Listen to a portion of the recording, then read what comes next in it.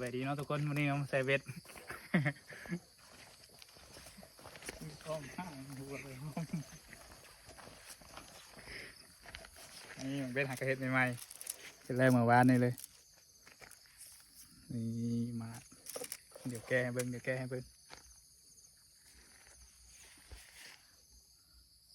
ป็ดป่าดอก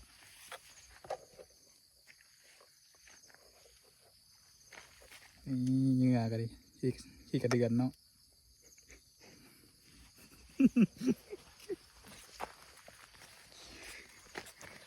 หมายดีลองมีโต น้องชา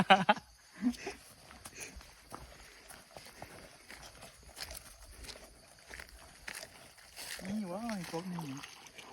วิ่งใส่วะน่ะมีคนใส่นะคนข้ามป่าวะ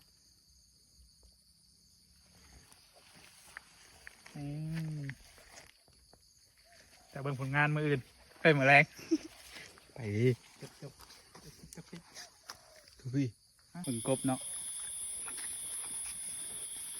ต่อมา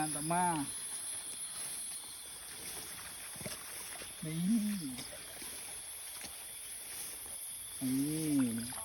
เป็นข่าวนั่นเลยพี่น้อง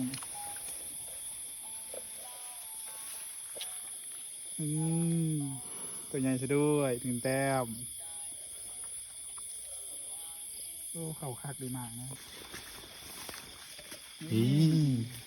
ตัวที่สองใกล้ๆกันนี่เป็นเข่าขาดเลยเย็ดหมาน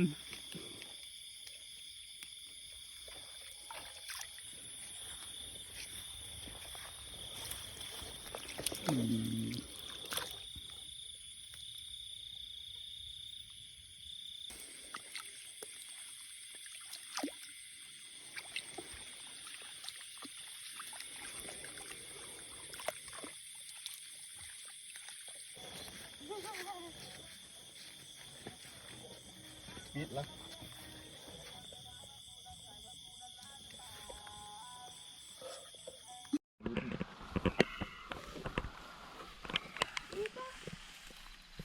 นี่โดนโอ้โหแต้มหน่อยเดี๋ยวตอนนี้อย่างนี้มีรุ่นพี่น้องนี่ดึงนี่เลย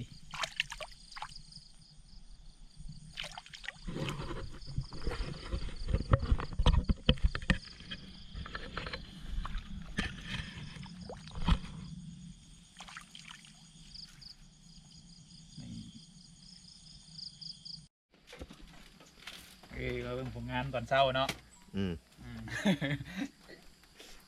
อันนี้ของเท้ากิ้งเนาะเป็นวานเลยอันนี้ตอนเมื่อคืนนี่เนาะจะตัว2 4 6 7 ตัว7 8 ตัวอันนี้ ผลงานนี่เนาะผลงานมือกล้องนี่อุ้ย1 ตัวตอนเช้า2 3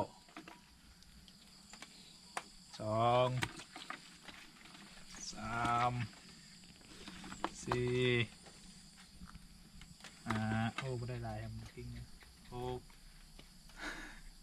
7โอ้7 8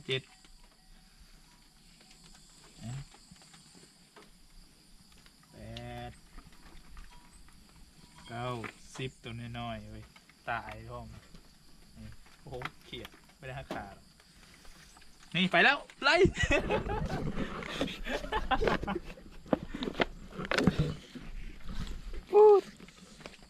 ไข่คุกเกียด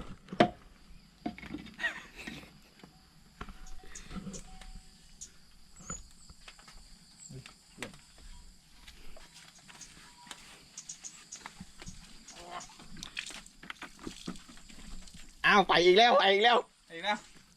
ตัวน้อยใส่มาแบบเมื่อยกูเอาได้จันนี่พี่น้องงูกินเลยนี่เบิ่งนี่เป็นอยู่วะเป็นดีวะนี่เบิ่งนี่ นี่อีกงาน10 ปลายตัวดีกว่ามือนั้น2 ตัวอยู่